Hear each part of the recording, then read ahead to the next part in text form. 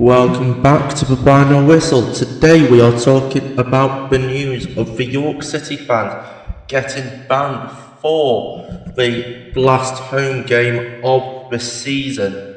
Of course, if you don't know what happened yesterday, multiple York City fans woke up with an email from the club themselves saying they had been banned for the remainder of the season, which luckily is only Yeovil at home, but that could also be the title deciding game because it's a 5:30 kickoff.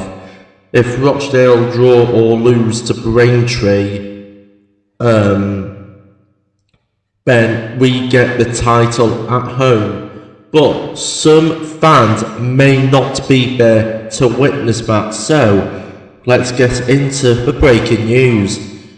Last 24 hours, your stadium company, the people who actually own the stadium and make the rules and price beers at like £4.50, ordered over 50 stadium bans due to the scenes that occurred after the 96th minute winner versus Altrincham in front of the South Stand.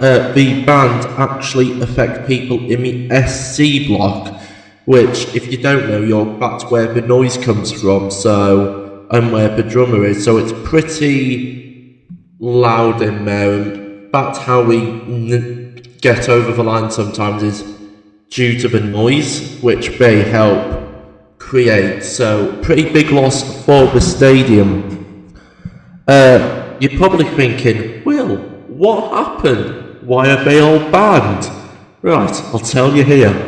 Due to the fans showing nothing but passion after Malachi's headed 96th minute winner, some people were pushed into the advertising boards at the front of the South Stand,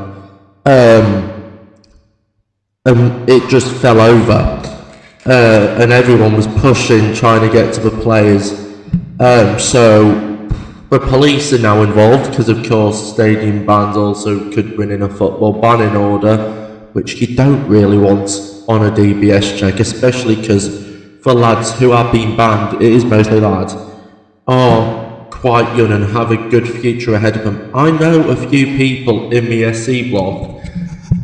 We can see if SC block Reds have made any more comments, because yesterday, yesterday morning was 30 people banned in the morning, so it's getting quite serious. In the last 20 odd minutes, the club have released a statement, but we will be getting on to that just a little bit later. The people who own the stadium are literally now fighting against us. I think there is going to be a boycott of the food stalls at the stadium because SMC run them as well, so we're going to have to hit them when and where it hurts. Of course, Matt Ugler posted on Twitter, if you don't know him, he's the co-owner alongside his mum, Julianne Ugler, of the club. He posted on X, "Sooner we get our own stadium, the better." Now, I don't quite know what that means. Are they hinting after this that they are working on it? Hopefully, because I cannot stand SMC now, I will be referring to them as that throughout this video, which is of course the York Stadium Company. In the last 20 minutes or so, last hour, Matt and Julianne Ugler have said that they are working with both North Yorkshire Police and SMC to try and get the fans unbanned for the, as I said, possible title game on Saturday evening. A game which, as I've said before, we could theoretically win the league if Rochdale drop point at home for our first time in the Football League since 2015-2016. So, of course, York Uncovered and I have been working on posts pretty much the last 24 to 48 hours. It's all kicking off. Fans aren't happy. To be fair, I'm not too happy, but hey, Harry Kilner said this, so shout out to Mr. Kilner. I can't believe this. So apparently you can't celebrate a goal now. To which I responded with, the game has officially gone.